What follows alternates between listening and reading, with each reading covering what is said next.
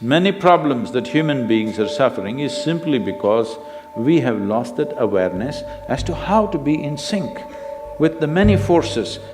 If you become in rhythm with life, you will also wake up somewhere after 3 a.m.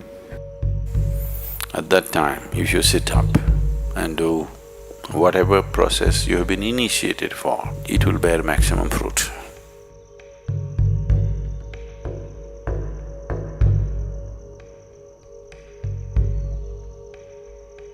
In the way the planet is spinning and what is happening, something very fundamental changes somewhere between 3:20 to 3:40.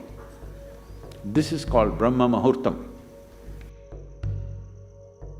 This is relevant only up to 33 degrees latitude. Your system, human system, functions in a certain way. It is a possibility. So, there has been an awareness about making use of this possibility. Your life is a product of many things that we call as the universe, many things that we call as existence. So we are a consequence of a certain phenomenal happening that we call as cosmos. We are not an individual existence. So when you get in sync, certain things will happen. You know, there's a cicadas in where we are in Tennessee, the US ashram, they wake up once in 17 years. Can you beat it? They know it is 17 years and they come awake and they breed and they go back to sleep.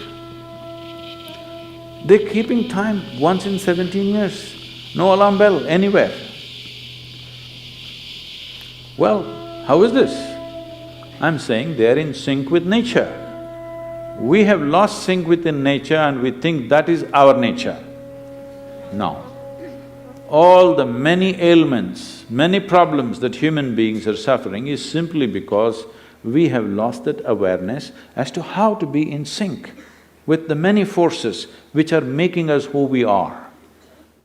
So yoga is to bring that sync so that you are in rhythm with life. If you become in rhythm with life, you will also wake up somewhere just after 3 a.m. If you're conscious, suddenly a certain spark of aliveness will happen within you. Even if you're in deep sleep, you will come awake. This must happen to you. This means you're falling in sync with it. You're falling in sync with life. So what should I do? Should I meditate? Should I do a kriya? Doesn't matter what. You must do a process for which you have been initiated for. Because initiation means you were not just taught a practice, it was introduced into your system, it was implanted in your system. So whatever, if there is a life seed within you, if you're awake at Brahma Muhurtam and sit for whatever that practice is, it bears maximum fruit because of the way the planet is behaving in relation to your system. If you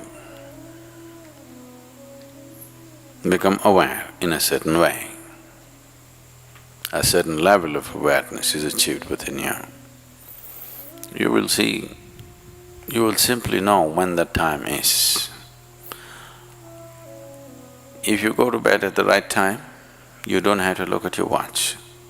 You will always know when it is 3:40, because the body will behave in a different way. At that time, if you sit up and do whatever process you have been initiated for, not what you picked up from a book, it will bear maximum fruit. The seed will get the necessary support at that time for it to sprout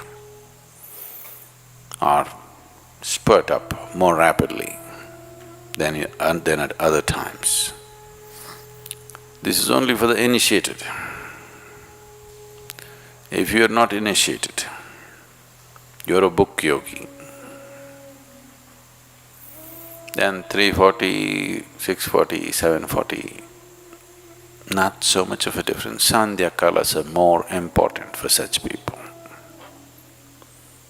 Sandhya means 20 minutes before sunrise, 20 minutes after sunrise,